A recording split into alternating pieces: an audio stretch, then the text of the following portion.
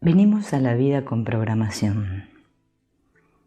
La ciencia de la epigenética confirma que lo que nuestros bisabuelos hicieron aparece frecuentemente en la actualidad en el ADN de un niño. No venimos a este mundo siendo una pizarra en blanco. No somos una pizarra blanca sin nada escrito en ella. Venimos con programación y luego descargamos más programas de nuestros padres y otras personas, además de la cultura en la que vivimos. Hay tantos datos que limpiar que podríamos virtualmente no acabar nunca.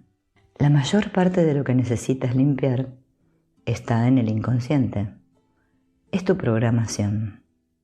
Hemos heredado programas. Nadie tiene la culpa, pero tenemos la responsabilidad de limpiar el mundo, limpiándonos a nosotros mismos. La mayoría de nosotros no estamos contentos, en paz con nosotros mismos o alegres. Tienes que limpiar sin parar. Es el billete de entrada para la alegría. Pero debes limpiar sin querer obtener alguna cosa, porque eso es un programa. Limpias para estar aquí, ahora. El milagro es ahora. El poder es ahora. El premio real es ahora. ¿Por qué funcionan las 4 frases? ¿De dónde vinieron? Fuera como fuese que llegaran, las 4 frases han venido para quedarse. Miles de personas las repiten ahora para sanarse a sí mismos de una gran lista de quejas. Pero, ¿por qué funcionan? Las 4 frases son palabras desencadenantes de un proceso más largo. Por ejemplo, cuando digo, lo siento, en realidad estoy pensando, lo siento por cualquier programa que haya en mi interior que generó este evento. Cuando digo, por favor, perdóname, quiero decir, por favor, perdona el hecho de que sea inconsciente de mis propios procesos de pensamiento. Cuando digo gracias, estoy queriendo decir, gracias por liberar este programa de mi ser. Cuando digo te quiero o te amo, estoy volviendo a la fuente, al cero, a la divinidad y dejando limpia mi pizarra interior. El campo de la neuroplasticidad es enriquecedor. Afirma que el cerebro puede moldearse como si fuera plástico y puede ser remoldeado y vuelto a cablear por ti. Una neuroplasticidad autodirigida. Lo más importante es que puedes llegar a un punto en el que estás experimentando este momento plenamente, siendo capaz de escuchar a lo divino, murmurar sus intenciones e inspiraciones y siendo capaz de actuar con respecto a ellas sin dudas ni miedo. Tu cerebro está diseñado para crear atajos, para comprender la realidad y detectar cualquier amenaza para tu supervivencia. Una de las formas mediante las cuales lo consigues es rellenando los huecos. No obstante, esta singular capacidad también puede generar problemas de percepción. Tu mente puede ser propensa al error y puede que tú ni siquiera te des cuenta. Es decir, tus expectativas generan los resultados que obtienes. No tienes por qué saber conscientemente cuáles son las expectativas.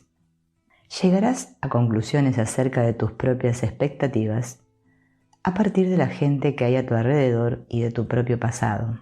Según el Dr. Len, nuestro pasado es parte de nuestra programación. Lo que esperamos de la vida y el uno del otro viene de las conclusiones a las que hemos llegado a partir de las experiencias anteriores. En otras palabras, casi nunca vemos el momento actual con claridad. Lo vemos a través de un filtro. El Ho'oponopono nos enseña que nuestro pasado no es únicamente de esta vida. El Dr. Len dice que llevamos datos de ambas y de todas las vidas desde el principio del universo. Tu equipaje es pesado. Hiciste las maletas para un viaje hace muchas vidas. Todavía no has deshecho la maleta, así que lo que ves y experimentas raramente es la pureza de este momento. Tu mente te está entregando todo a través de un filtro de programación preconcebida. Tu cerebro lleva a cabo juicios precipitados todo el tiempo. Está intentando ser eficiente y mantenerte a salvo, y es perezoso. Estos atajos pueden estar limitando tu capacidad para ver la realidad de la vida y para hacer cambios cuando los deseas. Puede que ni siquiera veas cómo todo y todos a tu alrededor te están influyendo, porque está sucediendo todo de forma inconsciente. El Ho'oponopono te invita a desprenderte de la programación pasada que en esencia genera estos virus mentales para perdonar a cualquiera y todas las acciones pasadas, para encontrar el amor y la aceptación en este momento. Está aquí para ayudarte a limpiarte de modo que puedas despertarte al momento actual. Es un reto. El Dr. Len no cree que lo consigamos en esta vida. La cosa a hacer a cualquier precio es limpiar. Limpia tu vida, limpia tus expectativas, limpia cualquier cosa y todo lo que te suceda que no sea el milagro de la hora. Lo que sientes ahora tiende a atraer lo que experimentarás a continuación. He dicho frecuentemente que aquello en lo que piensas con emoción, en este preciso momento, tenderá a manifestarse en tu vida en 3 días. Sea como fuere, estás, más o menos, provocando tu futuro mediante tus pensamientos más energizados. Y cuanto más puedas lograr que tus pensamientos circulen alrededor de palabras y frases positivas como sí, y te amo o te quiero, más podrás mejorar tu atmósfera interna para que atraiga los milagros que buscas. Permite que tu intención de fondo sea lo que tú quieras manifestar, pero deja que tus pensamientos sean de la naturaleza más elevada que puedas imaginar. Mantén en todo lo posible pensamientos de amor, positividad, alegría y optimismo en tu conciencia. Esta es la razón por la cual los elementos clave del Ho'oponopono actual giran en torno a frases como gracias y te amo. Te ayudan a permanecer en la zona del cero. Tu intención es simplemente un lienzo blanco con un cuadro pintado en él. El cuadro es lo que te gustaría manifestar. Y tus pensamientos, mientras miras, deben ser positivos en general. Tu actitud global es la de hágase no mi voluntad, sino la tuya. Sin presión, sin fecha límite. En el Ho'oponopono limpiamos para oír la intención de lo divino y no la intención de nuestro ego. Después de todo, ¿acaso lo divino no sabe más que tú? Para el Dr. Len, las intenciones son limitaciones, son programas, son recuerdos. Lo más probable es que él aconsejara: no necesitas intenciones, permite que lo divino te inspire. Un día estábamos caminando el Dr. Len y yo por una carretera de tierra cuando le pregunté: ¿cómo sabes la diferencia entre un recuerdo y una inspiración? ¿Cómo sabes si tu deseo es una intención de tu ego, un recuerdo, una programación o una inspiración de la divinidad? Y el Dr. Len me contestó sin vacilar: no lo sabes. ¿Qué se supone que tenemos que hacer para saber cuál es la acción correcta? Y él me respondió: limpiar. Yo limpio cualquier decisión 3 veces. Si la misma respuesta sigue ahí al cabo de 3 limpiezas, la sigo. Limpia, limpia y limpia. Recuerda que tu realidad actual es sencillamente lo que está pasando en este momento y que está basada en los recuerdos, y las creencias que has tenido en el pasado. Vas con el piloto automático puesto. Tu futuro es, en cierta medida, predecible porque cualquiera que se fije en tu presente con objetividad podrá ver una tendencia a ir en una cierta dirección.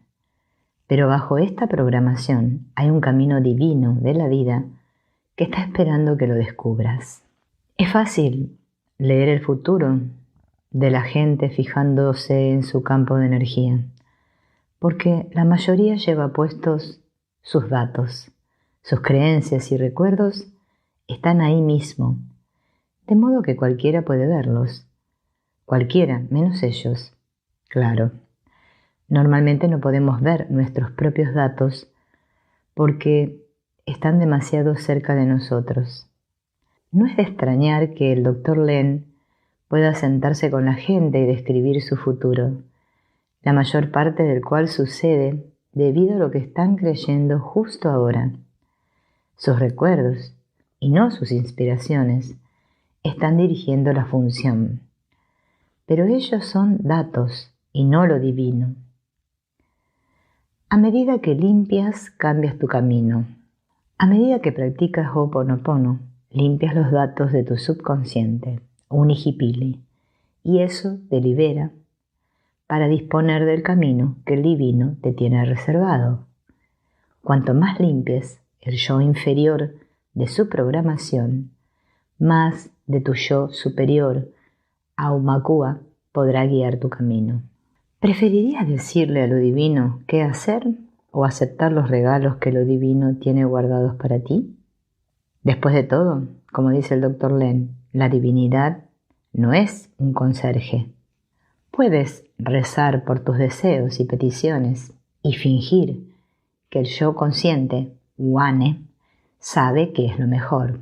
Pero, ¿por qué lo harías cuando la divinidad es la fuente de la magia y los milagros? Los resultados son mucho más espectaculares cuando escuchas las indicaciones y premoniciones de lo divino, entregando el control a la propia divinidad. Sigue limpiando y acepta las maravillas que te son ofrecidas. Tu vida es un milagro. Acepta el regalo. Los datos hablan y tú hablas datos. Así que no tienes el control en absoluto. ¿Cuál es tu mayor miedo? En el Ho'oponopono, un miedo es simplemente un programa, igual que en el caso del software. Solo es transferido a tu cerebro. No es ni bueno ni malo. Morna y el Dr. Len solían describir a la gente como meros ordenadores, que rara vez están tan limpios como para no tener programas. Todos los miedos no son más que programas, pero afortunadamente podemos borrarlos tan fácilmente como cualquier otra cosa, diciendo las 4 frases y la oración limpiadora que Morna nos dio. Con esta oración limpiadora estamos practicando el arte de no atraer el miedo. Cuando tenemos un programa activo en el ordenador de nuestro cerebro, atraeremos precisamente eso que amamos, odiamos o tememos. Y son nuestras emociones las que lo activan. Pero si liberamos el programa, desactivándolo, nos liberamos a nosotros mismos para estar en el momento, para ser felices ahora y para permitir a la divinidad que nos inspire e incluso que nos despierte. El encuentro con la sombra implica una confrontación con uno mismo en el más amplio sentido de la palabra. Es decir, un encuentro con lo inconsciente, con aquella parte de la personalidad de la cual no siempre nos damos cuenta, pero que ejerce un efecto en nuestra vida que puede llegar a sorprendernos. En los sueños, en las imágenes que surgen en la mente, en la creación, en la intuición, en la obra de arte, en las experiencias que trascienden la realidad concreta, en los actos fallidos, en los lapsus de memoria, en los síntomas neuróticos, se está manifestando esa parte de la psique. De acuerdo con la psicología de Carl Jung, la sombra está constituida por el conjunto de las frustraciones, experiencias vergonzosas, dolorosas, temores, inseguridades, rencor, agresividad, que se alojan en lo inconsciente del ser humano formando un complejo, muchas veces disociado de la conciencia. La sombra contiene todo lo negativo de la personalidad que el yo, que es el centro rector de la parte consciente, no está siempre en condiciones de asumir y que por lo mismo puede llegar a frenar la manifestación de nuestra auténtica forma de ser y de sentir. En términos generales, la sombra corresponde a la parte oscura del alma de todo ser humano. Expresado de otro modo, podemos decir que en esa parcela de lo inconsciente se reúnen todas las miserias humanas que atañen al individuo y a las colectividades. Experiencias, sentimientos, imágenes, símbolos que pueden ser personales y universales. La maldad, el egoísmo, la envidia, el ansia de dominio, de poder, la avidez por el dinero, los celos, la avaricia, la cursilería, holgazanería, presuntuosidad, indolencia, negligencia, la manipulación, la cobardía y muchos de nuestros miedos son emociones y sentimientos que no resulta fácil reconocer como componentes de nuestra personalidad.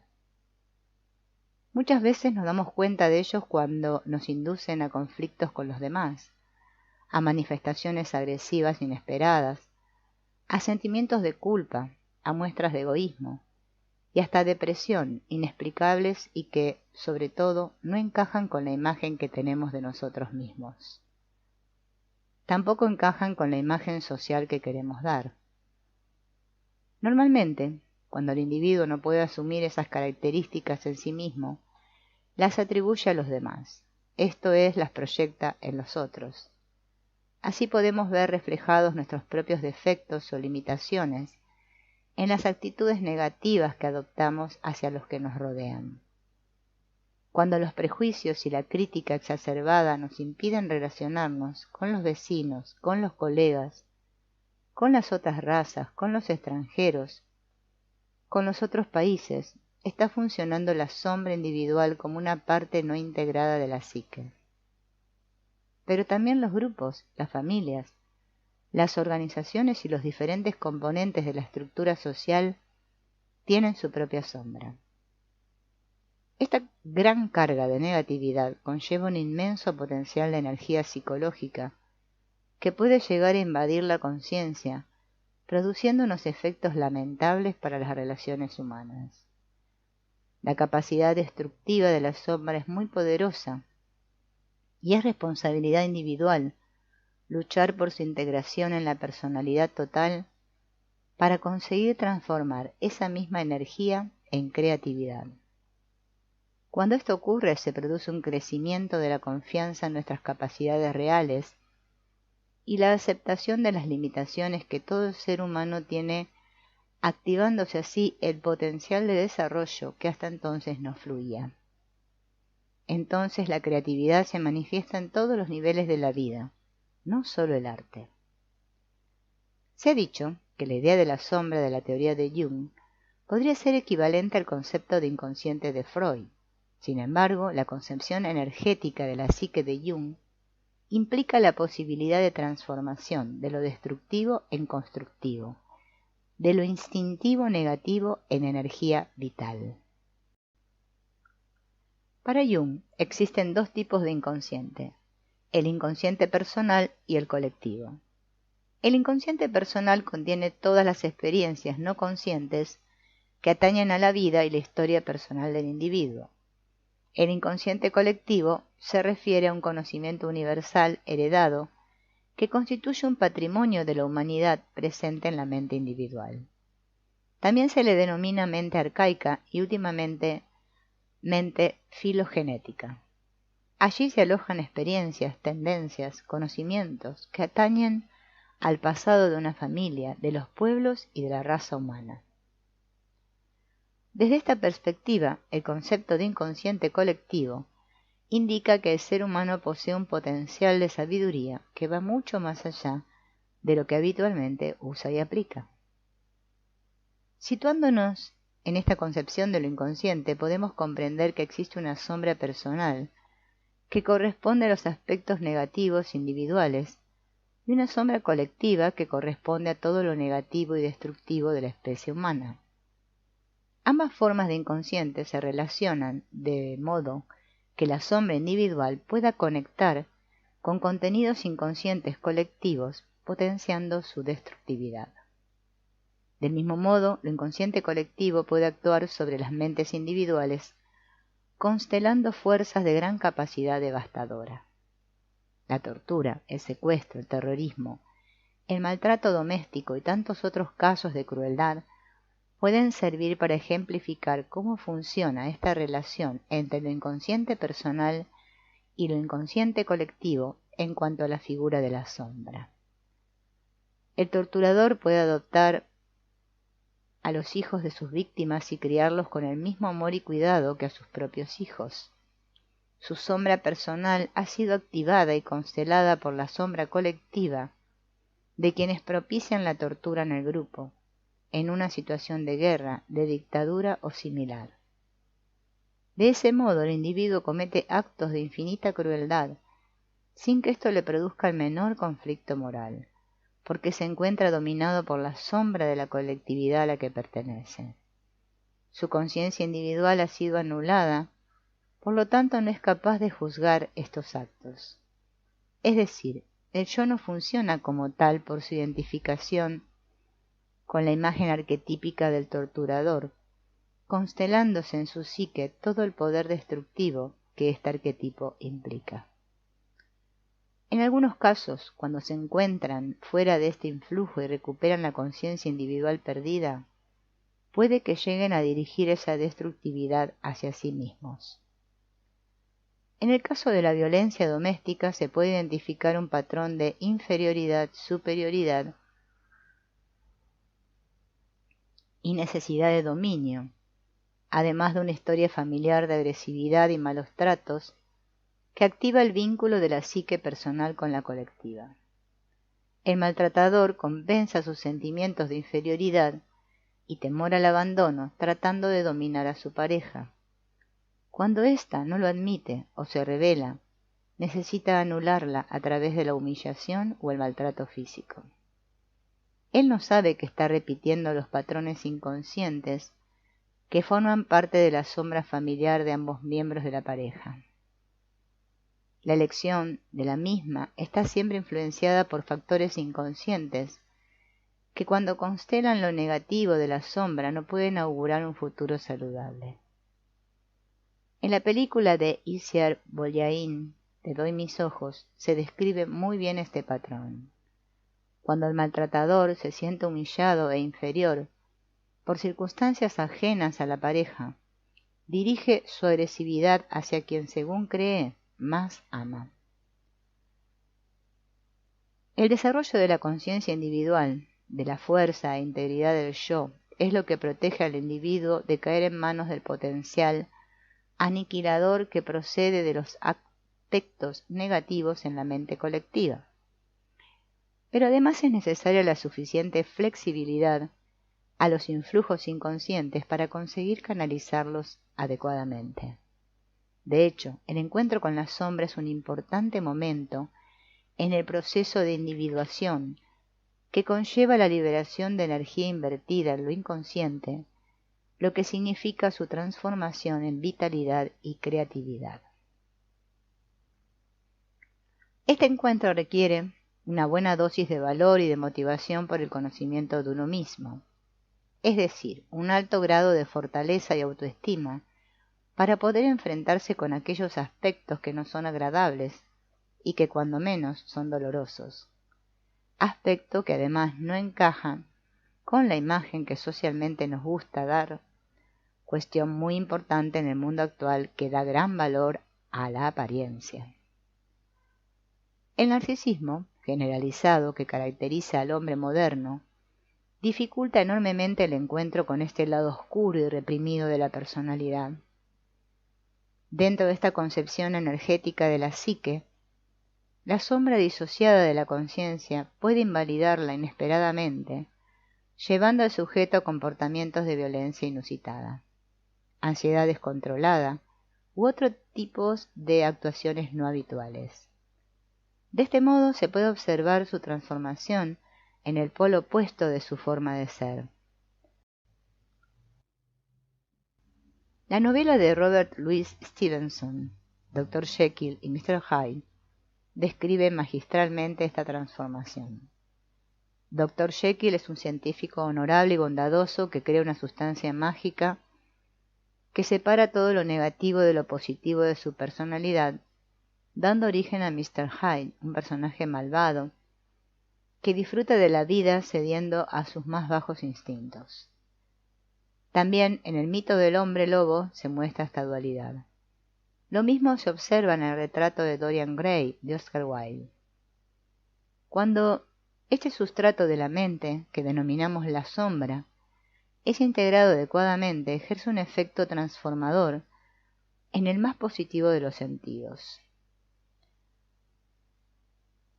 Todas las escuelas humanistas valoran el potencial de autorrealización que posee el ser humano, potencial que les permite la transformación de sí mismo, y si lo miramos desde la perspectiva de la salud, la curación.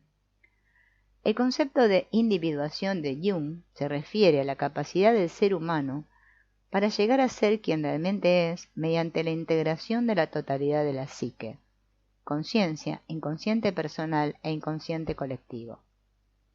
El arquetipo de la totalidad que forma parte de lo inconsciente colectivo es el organismo que rige este proceso. Los arquetipos de lo inconsciente colectivo, que son patrones de comportamiento innato, en íntima relación con lo instintivo, representan todas las posibilidades de manifestación de la conducta humana. Son aprehensibles nada más que en forma de símbolos, por ser este el lenguaje natural del inconsciente. Así, la figura de una mandala, que es un símbolo universalmente reconocido de totalidad, es una de las múltiples formas de manifestarse el arquetipo integrador de la personalidad, denominado en la psicología analítica el sí mismo. Un mandala es literalmente un círculo, aunque su dibujo sea complejo y esté a menudo en un recinto cuadrado. Es una imagen del mundo al mismo tiempo que la actualización de poderes divinos. Podemos decir también que es una imagen psicagógica, que sirve para conducir a quien la contempla a la iluminación o a una experiencia trascendente. En términos psicológicos representa el arquetipo central de la personalidad, que favorece la integración de lo consciente y de lo inconsciente. Jung observó en sus pacientes que cuando se activaba el proceso de individuación, estos comenzaban espontáneamente a dibujar figuras circulares, verdaderos mandalas. Él lo interpretaba como la activación de la capacidad de síntesis de la psique en respuesta a la necesidad de reorganización, cuando está funcionando el proceso de individuación.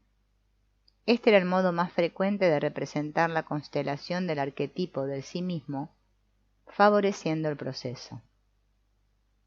Pero son infinitas las manifestaciones simbólicas que representan la noción de unión, integración, renovación, totalización. Por ejemplo, las figuras de Jesucristo, de Buda, como representaciones de un desarrollo espiritual superior, reflejan la capacidad totalizadora del sí mismo que conduce a la espiritualización del ser humano. Lo inconsciente se expresa en forma de metáforas, de imágenes, simbólicamente, y la forma más natural de acceder a él consiste en prestar atención a las narraciones acerca de nosotros mismos que relatan nuestros sueños nocturnos. Estos revelan historias, además de las que corresponden a nuestra biografía o vida personal, en las que muchas veces encontramos motivos mitológicos, de leyendas populares, de historias maravillosas, rituales ancestrales, etc. Pero hay muchos otros métodos psicológicos de acceso al inconsciente que ayudan a promover el desarrollo personal y a identificar los efectos en la psique de los arquetipos de lo inconsciente colectivo. A través del dibujo, la pintura, la danza, la imaginación activa y la representación de situaciones arquetípicas con diversos medios. Todos los métodos dirigidos a canalizar la búsqueda de espiritualidad del ser humano son también válidos. Sin embargo, no podemos dejar de tener presente que en este campo también existe un lado sombrío, por ejes la proliferación de sectas y o falsas religiones. El primer paso del encuentro con la sombra se origina en una necesidad de cambio que surge de una crisis personal. En ese momento el individuo tiene vivencias de estancamiento, depresión, falta de sentido de la existencia. Se siente frecuentemente angustiado, aislado o incomprendido. Es el momento de enfrentarse consigo mismo, de preguntarse qué papel juegan sus actuaciones y su forma de ser en las dificultades que está viviendo. Esta confrontación es difícil realizarla en soledad. Se necesita la comprensión o empatía con el otro.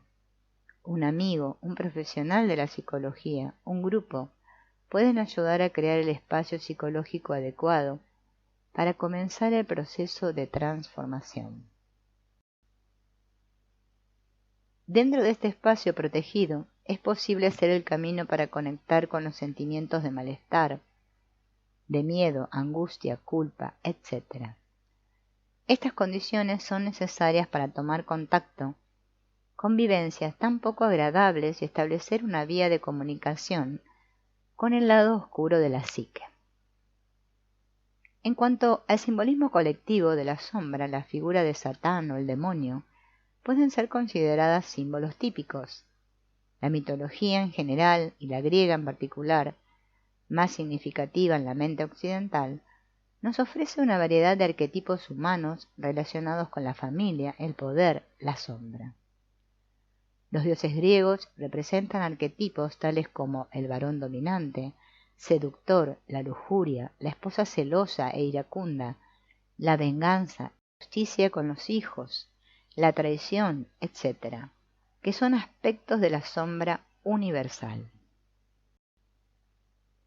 Otro símbolo de la sombra se puede observar en las figuras que representan las relaciones, positivas o negativas, entre los hermanos. El arquetipo de la rivalidad entre los hermanos está representado en diferentes mitos: Caín y Abel, Jacob y Esaú.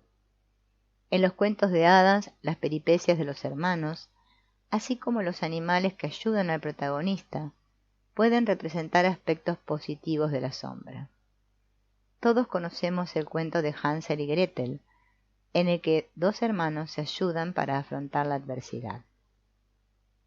Así como los pueblos se caracterizan por su propia idiosincrasia, su mente colectiva tiene también aspectos reprimidos que constituyen la sombra de ese pueblo o país. Resulta curioso observar cómo se encumbra a personajes que no son representativos de ningún valor humano digno de admiración ni respeto. Por el contrario, son individuos cuyas cualidades humanas y morales corresponden a lo más safio de la especie, verdaderos esperpentos humanos cuyos rasgos de personalidad apuntan a un claro perfil psicopático. En un primer paso son ascendidos a la popularidad para posteriormente ser criticados, vapuleados, humillados, con una fuerza y un odio que resulta sorprendente. Según esta dinámica, crean personajes tal como el Dr. Jekyll creó a Mr. Hyde, para después proyectar en ellos la sombra individual, que sólo contiene envidia y rencor. Seguro que los protagonistas de este fenómeno, después que han volcado hacia afuera toda la amargura que guardan en su sombra, llegan a sus casas llenos de amor y comprensión hacia su familia y amigos. Psicológicamente es una descarga momentánea que jamás les llevará a la integración de este aspecto oscuro de la mente. Por otra parte, y dentro del mismo fenómeno, se observa una persecución a determinados artistas de éxito que caen en desgracia por alguna constelación inconsciente que encaja las sombras personal y colectiva de ambas partes de la relación. La dinámica, dominio, envidia, destrucción, está funcionando peligrosamente en estos casos. Se hurga en sus miserias y fracasos con un afán de aniquilación que realmente da miedo. Parecen verdaderos inquisidores, poseídos por el arquetipo, desbordados por el racismo antisemita o la persecución de la bruja arquetípica. Todos bajo el dominio de la sombra colectiva del español, cuya historia con respecto a estos temas les avergüenza, culpabiliza y muchas veces tratan de negar. El accionismo, que forma parte de la psique de muchas personas luchadoras, no les permite aceptar sus errores o fracasos, manteniendo una crítica tan fuerte hacia ellos mismos como si la perfección fuera una condición humana. Desde esta postura no se puede avanzar en este proceso, porque se requiere un grado mínimo de autoestima y aceptación de sí mismo para enfrentarse a la sombra. Es preciso liberarse de esta presión para avanzar en el proceso de individuación, que no deja otra opción que la confrontación con lo más oscuro y doloroso dentro de uno mismo. Cuando podemos transitar en este terreno naturalmente, sin demasiada amenaza, nos volvemos más tolerantes con el otro.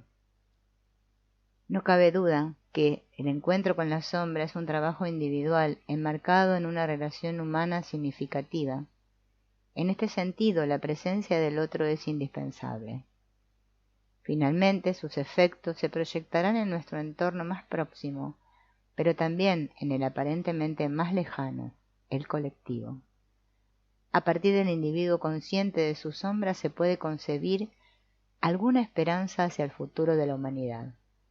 Para esto hay que tener presente que somos un microcosmos, incluido en un macrocosmos, de modo que todo lo que ocurre en el individuo no solo se proyecta en su entorno más cercano, sino que también en lo colectivo a través de lo inconsciente. Si curamos nuestras heridas, también estamos curando las heridas de la humanidad. Para erradicar el odio, la guerra, la destrucción, debemos comenzar por asumir nuestros propios odios y resentimientos. Esto implica despejar el camino hacia la autenticidad, hacia lo que realmente soy, que en última instancia es una búsqueda espiritual, una búsqueda de la trascendencia del ser humano. El conocido proverbio, siembra odios y cosecha tempestades, dice mucho sobre la propagación de la oscuridad de la sombra en el entorno. Lo que de ningún modo puede ocurrir es la huida de la sombra individual, disociándola y creyendo que aquella imagen social que se muestra públicamente es nuestra auténtica forma de ser.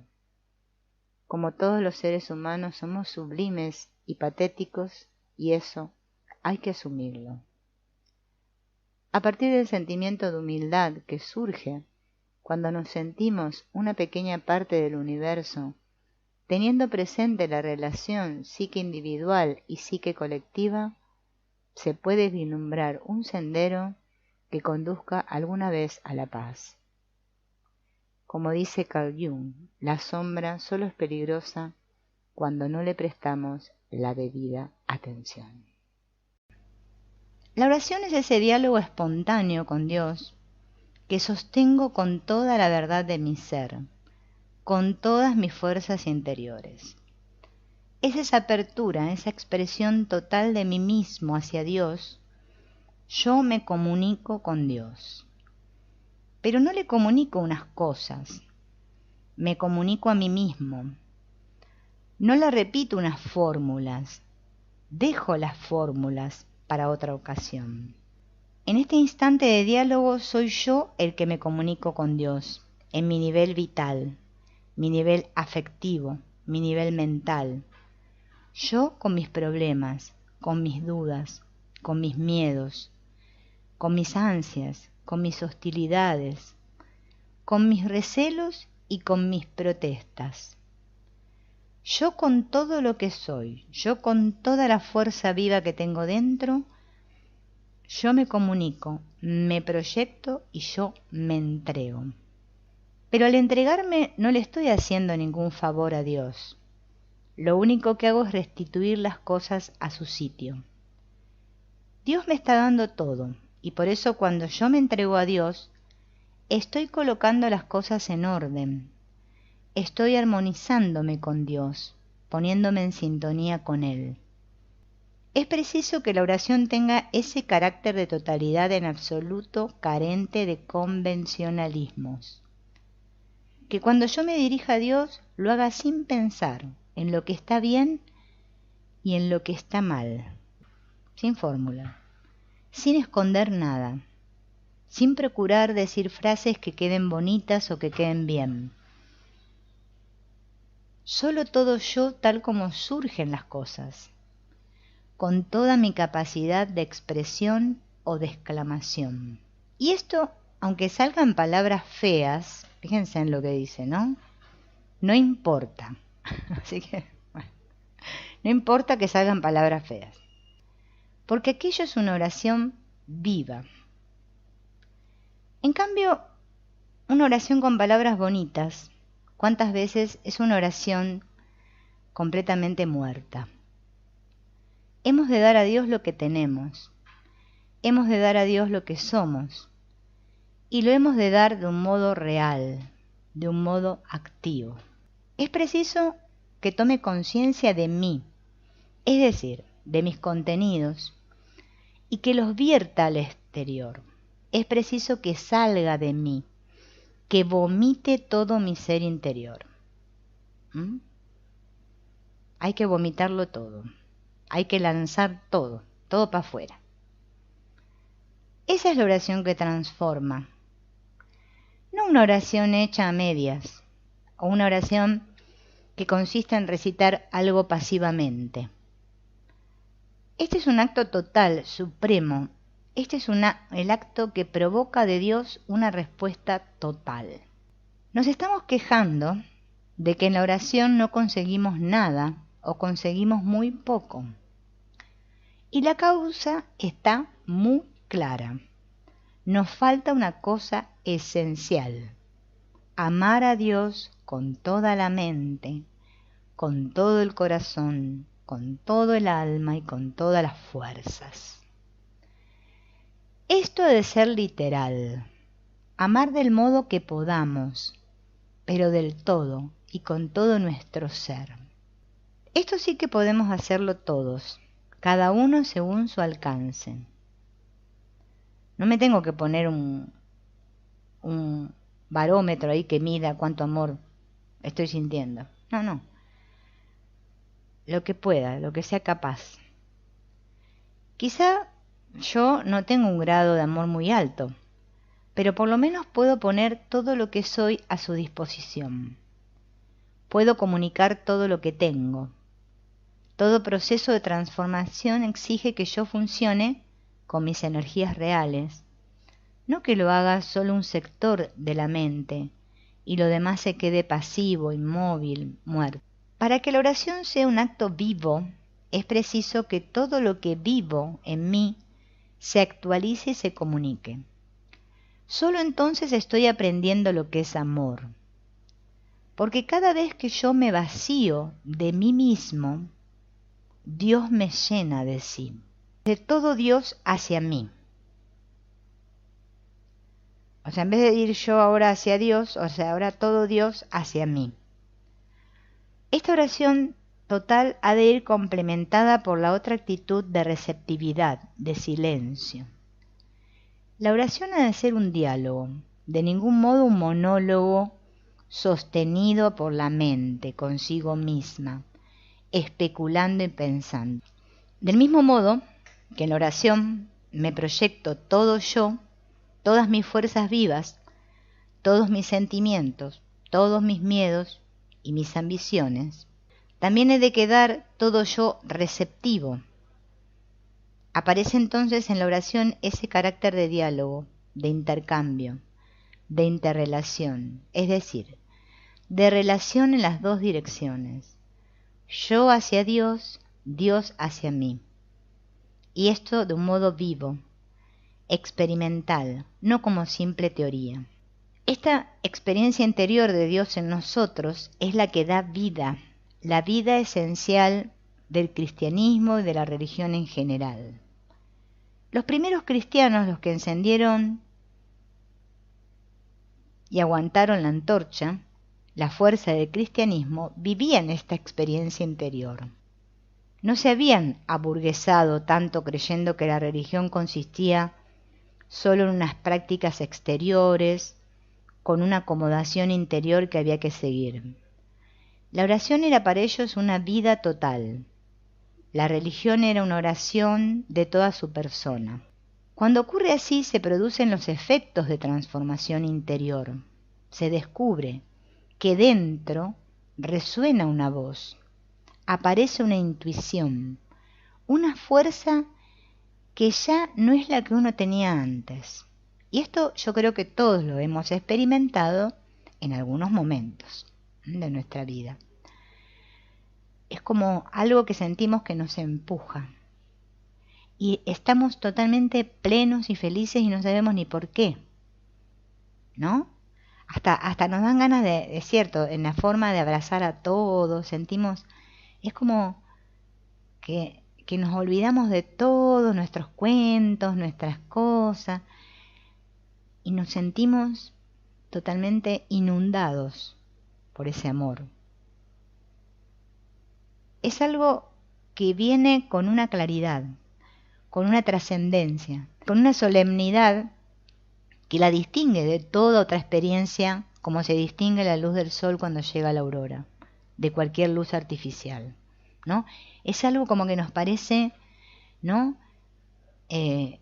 Diferente, ¿no? Diferente a lo que vivimos diariamente.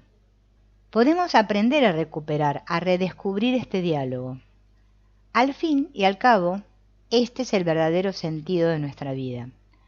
Estamos buscando sentido a la vida con nuestra pobre mente, perdiéndonos en teorías filosóficas, cogiendo unas y rechazando otras.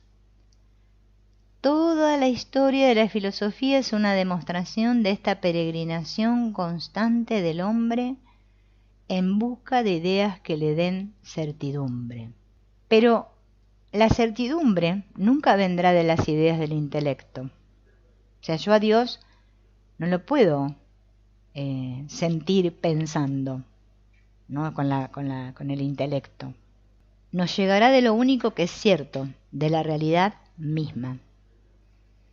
Si no abrimos nuestras facultades, nuestro corazón y nuestra mente a la intuición que tenemos de esta única realidad, no entrará nunca en nosotros la certidumbre real, total, definitiva, que no viene de una adhesión intelectual, sino de una experiencia, de una evidencia permanente. Hay que hacer esta transformación. Tenemos que llevar a cabo este trabajo de apertura, de sintonía y de receptividad. Hemos de vaciarnos de nosotros si queremos vivir llenos.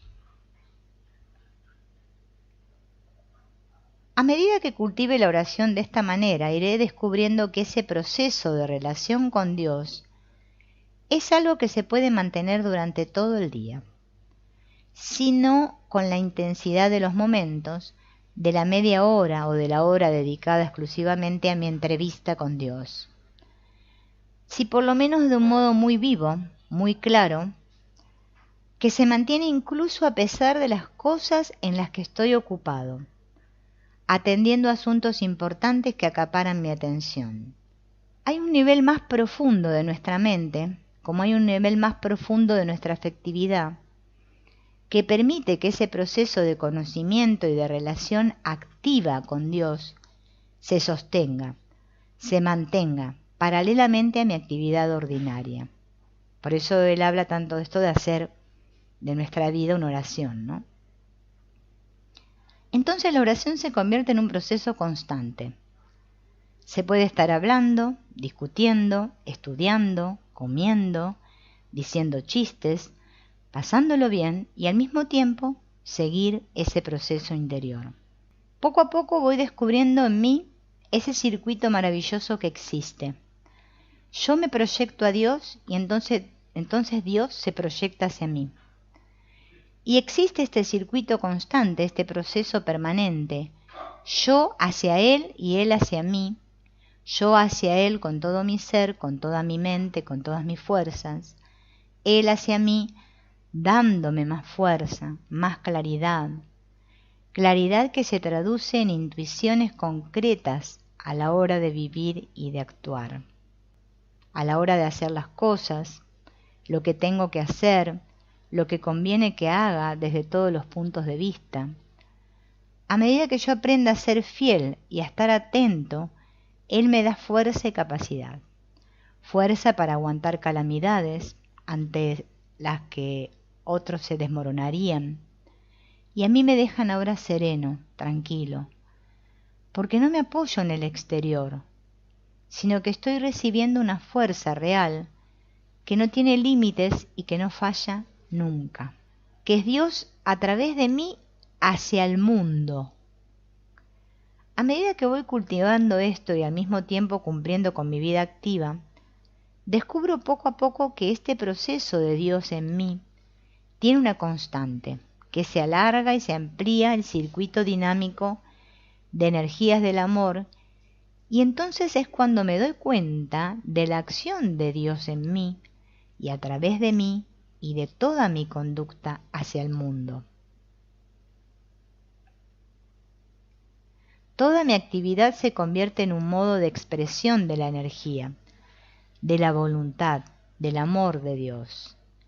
De modo que estoy convirtiéndome en un instrumento en sus manos, en un medio de su expresión a nivel humano. Me doy cuenta de que el circuito se ha ampliado.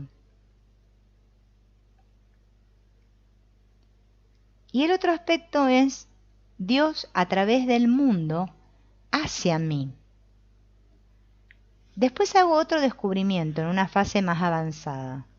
No solo es que yo hago lo que he de hacer porque me viene de Él y siento que he de hacerlo, pues así lo expreso a Él a través mío, sino que poco a poco descubro que en los demás, en su interior, está ocurriendo exactamente lo mismo que yo siento en mi interior. Hay esta presencia, esta inteligencia, esta luz, esta fuerza, esta realidad.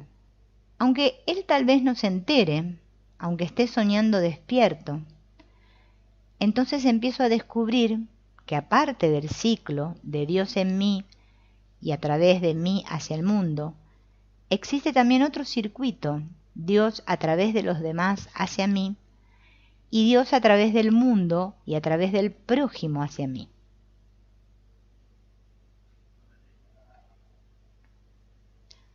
A partir de ese momento, el proceso, que era un diálogo entre dos personas, yo, Dios, yo, se convierte en un proceso dinámico en que se repite lo mismo, pero pasando por el mundo. Dios a través de mí hacia el mundo y Dios a través del mundo hacia mí.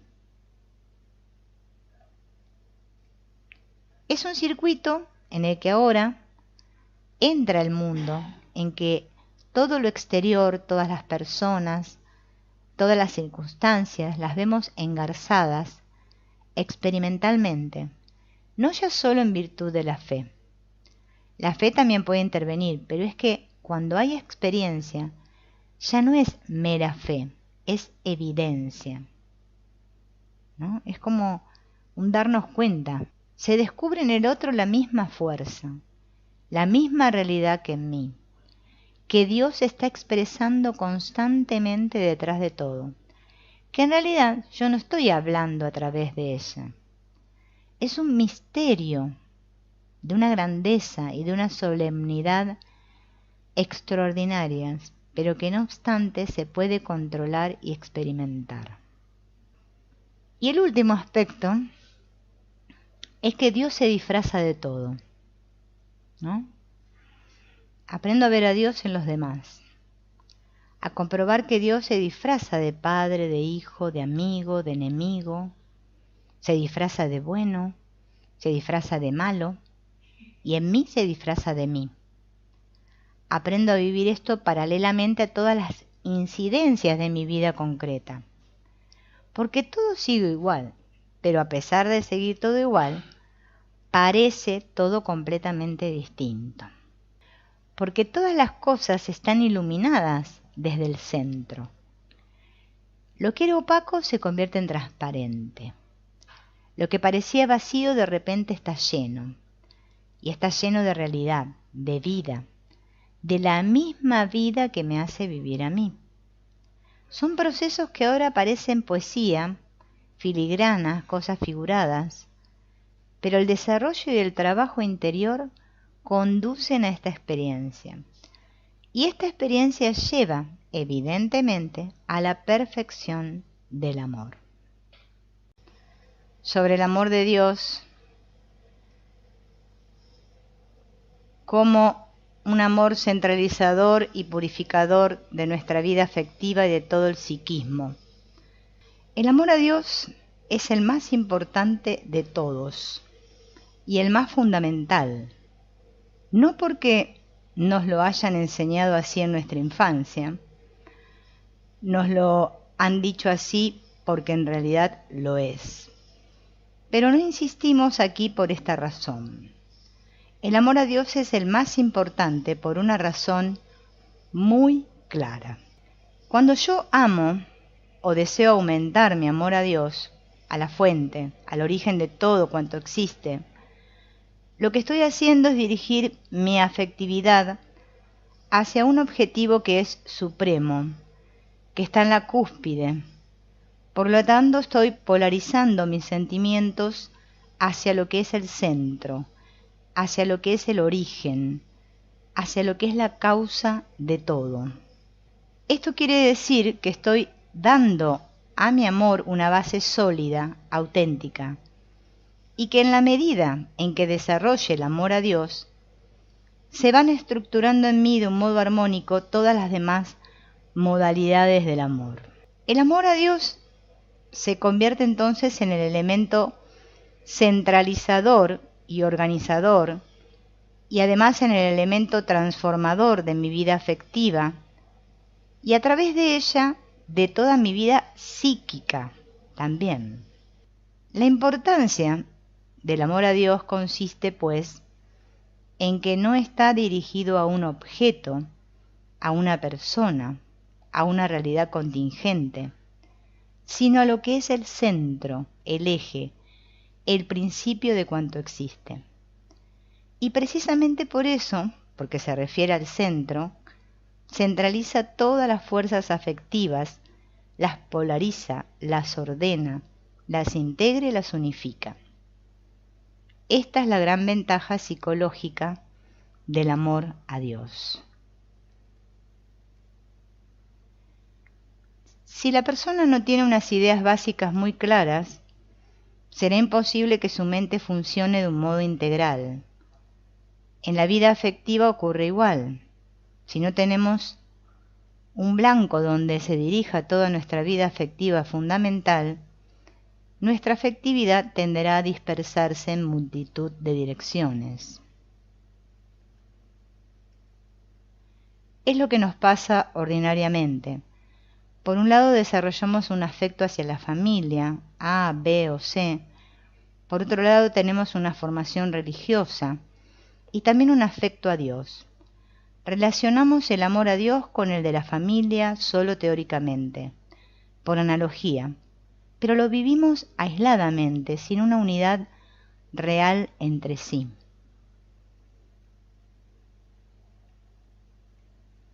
Crecemos y descubrimos que hay seres del otro sexo, y esto despierta en nosotros una necesidad de amor, de un amor completamente diferente. Se desarrolla en nuestro interior un amor que no tiene nada que ver con el amor a Dios, ni con el amor a la familia que teníamos antes. Luego, qué sé yo, quizás nos ponemos a organizar alguna actividad, un negocio, y en aquello también vivimos un amor, que tampoco tendrá nada que ver ni con el amor a la familia y a la novia, ni con el amor a Dios. Y así nuestra vida afectiva está desmembrada, repartida, distribuida en multitud de amores particulares, sin que exista fina relación o unidad entre ellos. Este amor a Dios, ¿no? Este amor unificado, en el cual lo que se tiende es a ver ese mismo amor en todo, ¿no? Nosotros lo tenemos como fragmentado, repartido y establecido en escalas jerárquicas, ¿no? Que algunos amamos más, otros amamos menos. Depende con quién me relacione, parece que amo de una manera diferente. Resultado: que cada amor tiene sus propias exigencias y que en general ocurre casi inevitablemente que unas exigencias se contraponen a las otras. Nos encontramos en medio, sintiendo que están estirando dentro de nosotros, desde lados muy diferentes. Nos gusta hacer tal cosa, pero a la vez deseamos contentar al otro, es decir, deseamos hacerlo todo, ¿no? Este amor que a veces se transforma en un amor muy volcado hacia los demás, ¿no? En el cual parece que queremos complacer a todos y no podemos, ¿no? Porque queremos atender al amor y como lo vemos de diferentes maneras, porque parece que amáramos a cada persona de una manera diferente, parece que sintiéramos como algo que tira dentro nuestro y no sabemos qué. Así lo mismo nos pasa con las cosas que nos gustan o no nos gustan hacer, ¿no? Quiero hacer una cosa, pero también me gusta otra y no sé cuál hacer. El amor se convierte entonces en un martirio para nosotros. Todo se debe a la falta de unidad interior. Nuestra vida afectiva está esencialmente desorganizada y por lo tanto es natural que se rompa y que tienda a despedazarse, ¿no? Todo debido a esta falta de unidad interior que tenemos todos, ¿no? Cuando descubrimos que el amor no es una facultad más, que no es una simple modalidad de la vida, sino el centro de toda nuestra vida subjetiva, que en el fondo todas nuestras motivaciones están basadas en el amor, y que este centro de nuestra motivación nos viene dado por una fuente superior, que a su vez es el centro de todo cuanto existe, entonces queda claro que nuestra relación primordial, óptima, o la preferente por lo menos, ha de estar dirigida hacia ese ser, hacia esa realidad, hacia ese amor que trasciende la figura personal, la figura contingente, la unidad aislada. Por otro lado, cuando descubrimos que todo nuestro amor en todas sus gamas, deseo, pasión, aspiración, ambición, etc., son expresiones, rayos de una misma fuerza, que es el amor genuino tal como lo presentimos, tal como aspiramos a él, y que todo este amor lo estamos recibiendo totalmente de Dios, entonces queda muy claro para nosotros que lo único capaz de satisfacer nuestra sed de amor, nuestra sed de plenitud interior, es Dios, es ir a la fuente. Pero esto tenemos que verlo claro, cada uno en particular, que en realidad toda mi capacidad de amar, todo cuanto estoy sintiendo a través de las muchas formas del amor, incluso de las formas egoístas, de las más elementales y sencillas, de la vida sexual, por ejemplo, es estupendo y que todo lo que nos gusta se debe a que es bueno, digan lo que digan otras personas, y es bueno porque en realidad procede de una cosa que intuimos como lo más maravilloso que existe, que es el amor total. Por lo tanto, si sentimos que todo esto es tan estupendo y que nos está viniendo de una fuente, surge espontáneamente el deseo ardiente de dirigirnos a esa fuente para poder encontrar la plenitud, la razón plena de nuestro ser. Tal es el fundamento del amor de Dios. Por lo tanto, no es que yo haya de amar a Dios porque así me lo han impuesto, porque lo dice el catecismo o porque si no, Dios me impondrá tal o cual castigo. No, no hace falta nada de eso. Amo a Dios porque toda mi capacidad de amor procede de Dios. Y lo único que me puede llenar, que me puede permitir vivir del todo la plenitud del amor, es abrirme a esa fuente de amor que llamamos Dios. Por eso cuando uno profundiza en este terreno, intuye que es natural, clarísimo y evidente, que el que vive solo en la superficie de su ser no pueda encontrar sentido a nada y tenga que desparramarse en 20.000 direcciones diferentes y agarrarse a 1000 objetos distintos. El amor a Dios tiene pues este efecto centralizador y transformador de nuestra vida afectiva. Pero antes de que esto sea un hecho, es necesario cultivar este amor a Dios. ¿Y cómo se cultiva el amor a Dios? De una manera muy sencilla, amando, amando y amando. Hay muchas personas que leen tratados de teología, de mística, de poesía, de filosofía, de arte, de todo lo que queramos. Y están hablando todo el día del amor y leyendo todo el día sobre el amor. Pero esto no les hace adelantar ni un paso en amar un poco más, ¿no? O sea, esto no se trata de hablar mucho, ni de decir palabras bonitas, ni de leer muchos libros, ¿no? Y estar todo el día el amor, el amor, el amor. Porque no se trata de eso. Se trata de amar, ¿no? Y solo se puede ejercitar amando. O sea, hay que practicarlo. Hay que hacer el amor. Hacer el amor no es el sexo.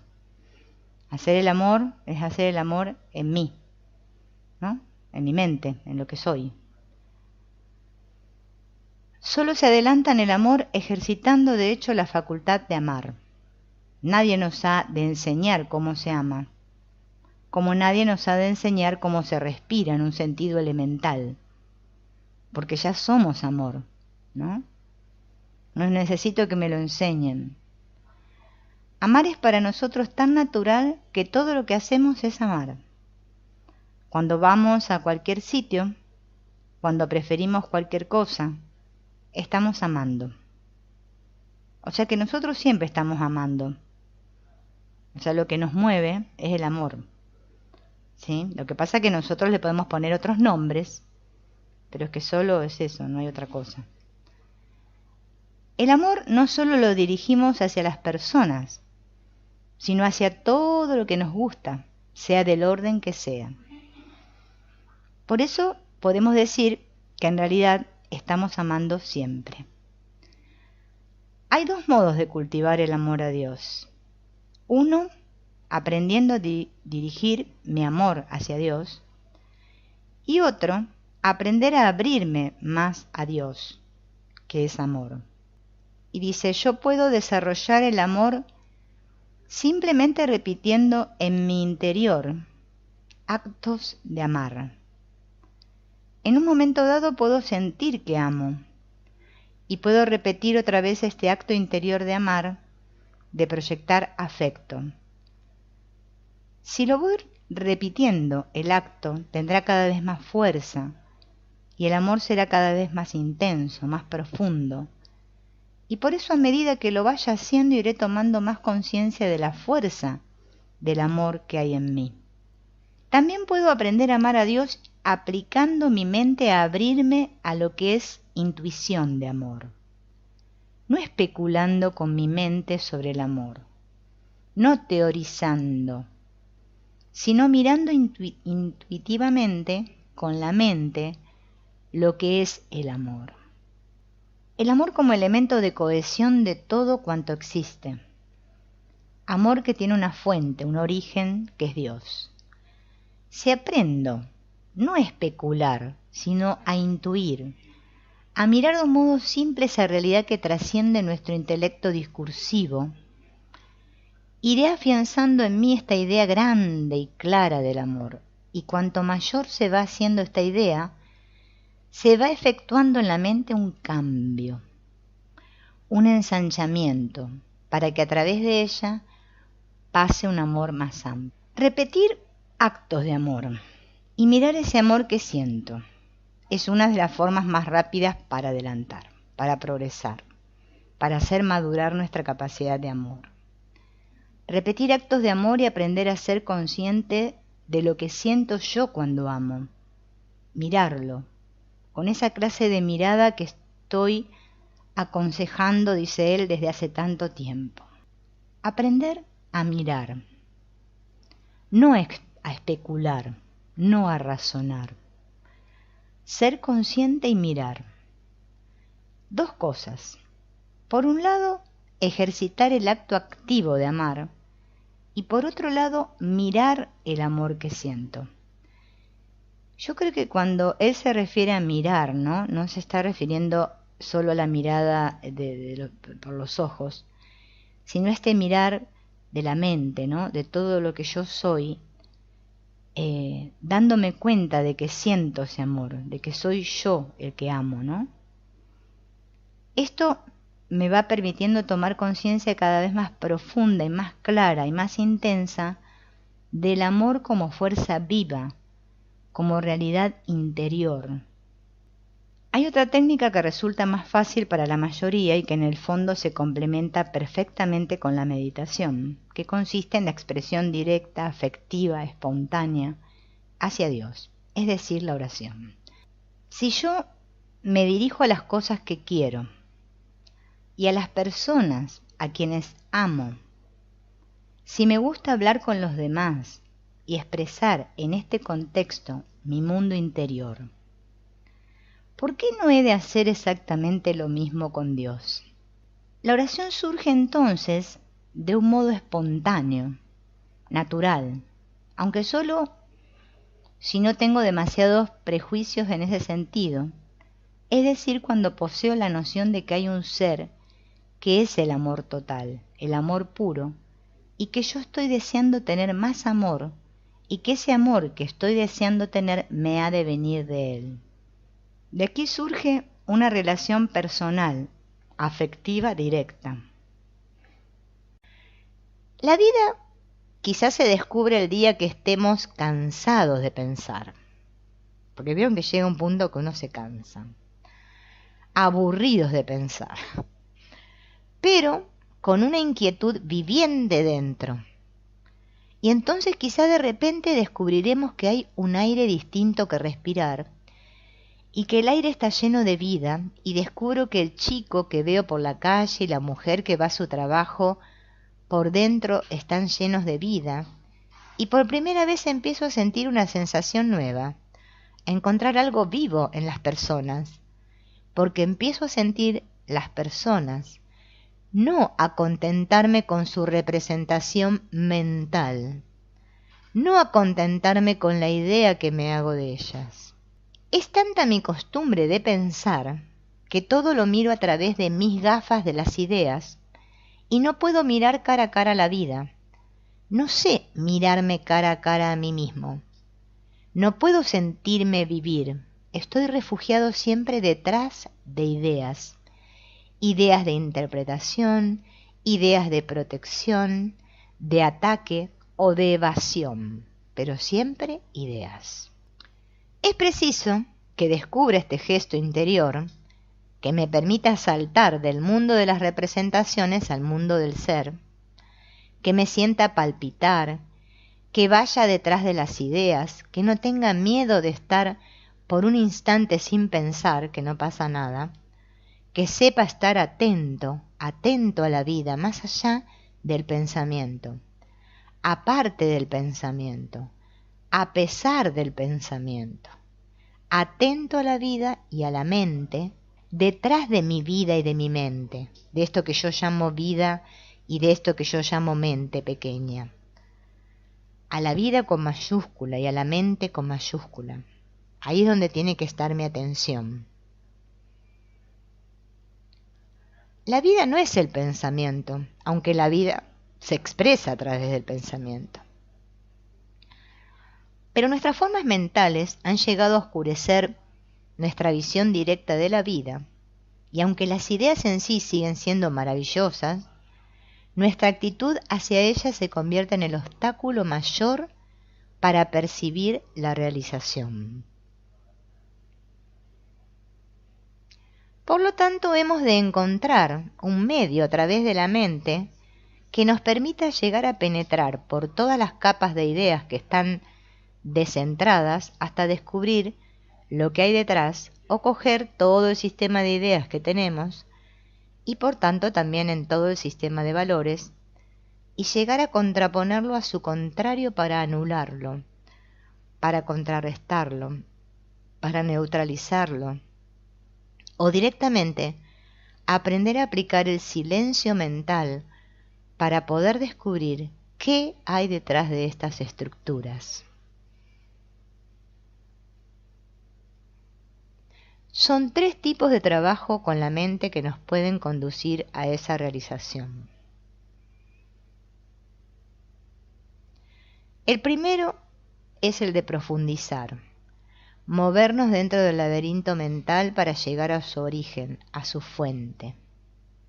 No quedarme en la superficie con mis ideas ahí agarradito, ¿no? Ir adentro. El segundo, la segunda forma, es agarrar todo ese pack de ideologías que tenemos, todo el sistema que está en marcha en nosotros, que en el fondo está asentado sobre 2 o 3 puntos básicos de los valores supremos de nuestro yo-idea y poder contraponerlo con su contrario. Choque terrible. Es un tratamiento de shock espiritual. Shock con el cual a veces nos obsequia la vida y que cuando no es esta la que nos la da, podemos ir a algunos sitios para que con mucho trabajo nos lo den. Tal ocurre con las técnicas Zen. Las técnicas del budismo Zen son exactamente esto, un tratamiento por shock, gracias al cual podemos neutralizar toda nuestra valoración mental con la que estamos identificados y mediante esta neutralización podemos pasar a descubrir lo que hay detrás de ella. Por eso los Zen usan esos koans famosos, ¿no? Que te tenés que romper el coco para comprender eso, porque no le encontrás la solución pensando con el intelecto. Y ahí es donde tenés que soltar la mente pensante, ¿no?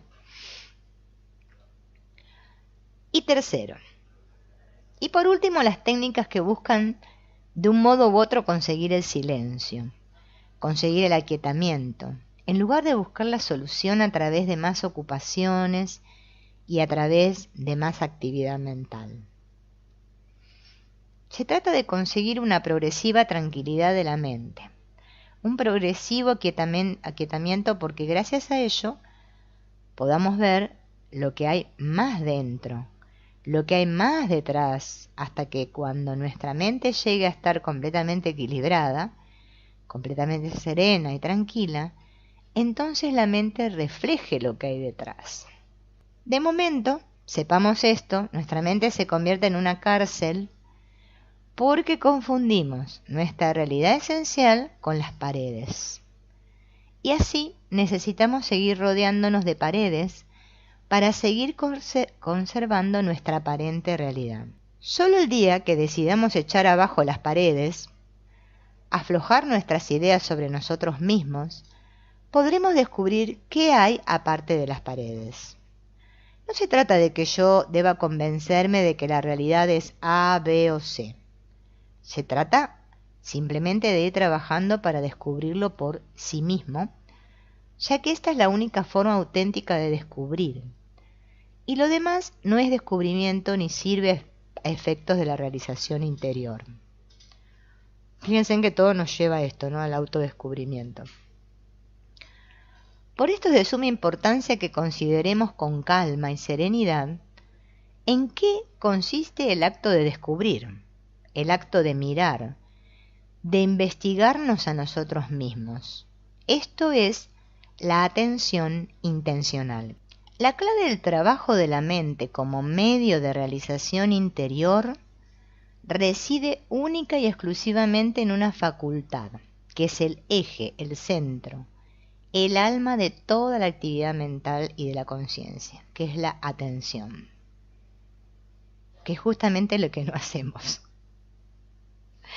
Estamos como muy enganchados, ¿no? Con esta mente que piensa, como ese curso de milagros, que piensa y dale, que darle a la manija.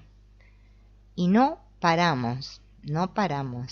Por eso la atención es sumamente sanadora, porque es como que ponemos foco en algo, no estamos dispersos. Vuelvo otra vez a repetir que el trabajo de Byron Katie nos viene como anillo al dedo cuando estamos con la mente muy atorada, porque claro, al poner la mente en papel vemos más claro. Es como que se desocupa, como tener mucha ropa dentro del ropero y sacamos ropa que no nos sirve para regalar y hacemos espacio.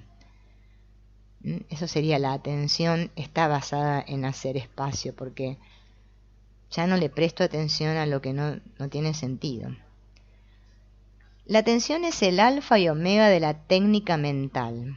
Es el eje de todo trabajo de la mente, desde los primeros balbuceos del descubrimiento del mundo que nos rodea, hechos por el niño pequeño, hasta la más alta realización espiritual alcanzada por santos y sabios. La atención es la facultad de dirigir la mente a algo, al ser consciente intencionalmente. Así como la conciencia es el hecho simplemente de darse cuenta de algo. La atención es el hecho de percatarnos de ello de un modo intencional. Esto estaría muy relacionado como con la voluntad, ¿no? Como que quiero atender. Por eso, vieron cuando nos hablan, por ejemplo, en el trabajo del perdón, ¿no? Cuando nos dicen que atendamos el sentir, o sea, cómo me siento, o sea, que me dé cuenta, o sea, como estoy reaccionando, ¿no? Eso es poner atención intencional en el cómo me estoy sintiendo. Entonces ahí tomo conciencia y me doy cuenta de que es mía, o sea, que eso es mío, que no tiene nada que ver con el otro, más allá de lo que el otro haga, sino que es algo que me está tocando algunas teclas en mí y que me hace saltar, ¿no? Como nos pasa siempre, ¿va? Si atención es la deliberada dirección del foco mental hacia algo, eso lo venimos haciendo todos desde hace muchos años. Ahora la atención de ustedes está dirigida hacia esto que están leyendo, ¿no? O sea, ahora estamos todos atentos a esto. Por lo menos eso espero, dice él. En otro momento, o quizás dentro de estas mismas páginas, la atención se desplazará por unos instantes pensando en otras cosas, en lo que le sugieren mis palabras, en lo que han de hacer después, etc. Cada instante trae sus propias obligaciones y preocupaciones, y así todos estamos constantemente cambiando de objeto en la atención, ¿ven? La atención, pues, es algo que hacemos trabajar mucho, pero que sin embargo no la perfeccionamos nunca. ¿Cómo puede ser eso? Es una facultad que estamos haciendo funcionar de manera casi constante y que no obstante no progresa, no se perfecciona, o por lo menos no lo hace en el sentido que queremos decir. ¿Por qué? ¿Qué le pasa a esa atención? Simplemente ocurre que funciona con poca luz, de un modo intermitente y sobre todo condicionada por presiones externas o internas, mas nunca o casi nunca por propia deliberación. O sea, como que no hay una intención deliberada de parte mía hacia poner atención en algo. Mi intención es atraída, exigida por una circunstancia, despertada por una urgencia interior, por una aspiración, por algo que se moviliza y produce una presión interna que despierta mi atención, o bien por hechos, necesidades u obligaciones exteriores que impelen mi atención a funcionar en tal o cual dirección. La atención es la facultad central de mí mismo, es el acto inteligente de mi ser. Pero el hecho es que nunca la hacemos funcionar como tal, como acto inteligente de mi ser en sí mismo, sino que la empleamos solo como acto inteligente respecto a las demás cosas. Nunca la utilizo como acto autodeterminado por el cual me doy cuenta de mí mismo, como sujeto central, a la vez que miro deliberadamente algo como objeto de mi mirar. Si la atención es absorbida por algo, no soy yo quien estoy dirigiendo la atención. Soy yo que estoy dirigido por el objeto. He de llegar a descubrir que la atención soy yo. Y si la atención soy yo, esa conciencia intencional de mí mismo y de lo que no es mí mismo, ha de ser un acto permanente, pues hay en mí continuidad de ser y de existir. No hay motivo por el cual yo un momento dado esté atento, deliberadamente consciente, y en otro no lo esté. En la vida corriente, sin embargo, nos parece lo más natural del mundo que en unos momentos estemos atentos, presentes, y en otros estemos distraídos, ausentes. ¿Por qué, si la atención es el hecho de ser consciente de la realidad de mí mismo, en tanto que sujeto de toda acción, he de estar atento solo cuando las cosas me movilizan o cuando mis impulsos me empujan? No he descubierto aún que la atención soy yo mismo, y que cuanto más consciente esté, más atento y más abierto mentalmente, más me acercaré a la realización plena e inmediata de mi ser. Si yo en lugar de estar atento solo a las cosas, estuviera a la vez atento a la atención, me acercaría más al objeto de la búsqueda. ¿Observan cómo esto nos suena ya un poco familiar? Porque un día, decíamos, hemos de amar, pero descubrimos que lo verdaderamente amable en el amar es el amor. Y por lo tanto el verdadero amor será amar el amor por el amor mismo. Aquí decimos ahora algo parecido. La atención más real, más auténtica, es la atención a la atención, porque ésta nos acerca a la conciencia de sujeto, a la lucidez inmanente que hay en nuestro ser profundo. No se trata de una introspección, de un examinarnos con análisis o comparaciones. Se trata simplemente de tomar conciencia de mi gesto, de estar atento, de tomar conciencia mirando hacia su raíz y no solamente hacia su proyección exterior, hacia el objeto externo al cual tiendo normalmente a fijarme. Si aprendo a mirar la atención, me daré cuenta que la atención es en sí misma una energía, porque es una energía, es la sustancia misma del yo, y que el acto de la atención hacia algo es un gesto interior de esa misma energía, y que como gesto sigue una trayectoria, y como energía tiene un foco. Trayectoria y foco que pueden percibirse y localizarse de una manera precisa. Es necesario que cultive el hecho de estar deliberadamente atento y de darme cuenta de que lo estoy, pero sin cerrarme en ningún momento a la percepción exterior, sin volver la espalda al mundo. He de ampliar mi campo mental, he de hacer mi mente más inclusiva, pues no se trata de sustituir mi atención externa por otra meramente interna. Así pues, cuando aprendo a mirar y a ser consciente de que estoy mirando, es cuando me doy cuenta que esto es un gesto preciso que surge de un punto localizado y que sigue una trayectoria también localizable. Es un gesto, es un movimiento. Y cuando llego a ser consciente de ese foco de energía y de ese gesto interior, entonces tengo puntos de referencia más claros para situarme mejor y llegar a centrarme en el lugar mismo donde radica ese foco de energía, que es pura lucidez, pura conciencia de ser. Mientras no haya hecho suficiente práctica y no haya descubierto aún esas percepciones reales, que son a la vez evidencias de mí mismo y de mi mente, me hablarán de atención y nunca sabré exactamente qué es.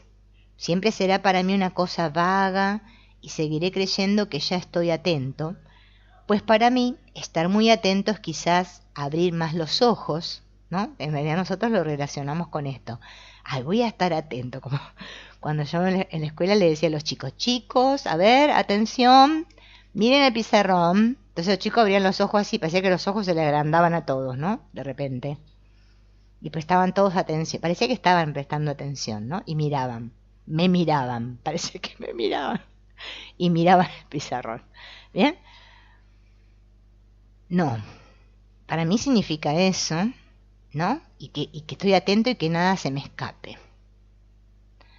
Y eso no es la atención, en su acepción superior. Es un estar atento, sí, estoy mirando ahí, estoy atento, parece que estoy atento a eso. Eso no es más que un modo particular, una derivación muy elemental de la verdadera atención. La verdadera atención se tiene dentro de la mente, no fuera. Esto tiene que ver con algo interno, con una atención interna, que estoy centrada en mí, pongo foco en mí, pero no con egoísmo, sino que estoy continuamente atenta a todo yo, lo que está pasando por mi cuerpo. No sé si me viene un calor, si me viene un sentir de vergüenza, si esto me da miedo, si se me revuelve el estómago, o sea, todo, estoy tan atento, ¿no? Que ahí sí estoy atento. No es la atención esa que nos dijeron. Es una atención centrada en mí. Porque los focos están en mí, no andan por ahí. ¿No?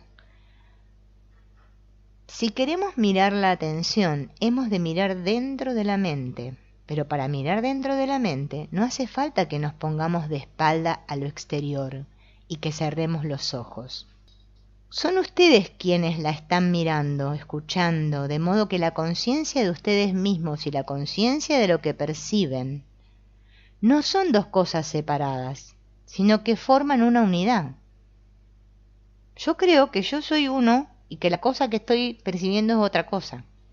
Y ese es el problema. Un campo único de percepción, dentro del cual hay la conciencia de uno mismo como sujeto, como auditor y por otro lado el sonido. Tienen que aprender a darse cuenta de que son ustedes que están mirando cada vez que miran, que son ustedes quienes están oyendo cuando oyen, y así todas las cosas.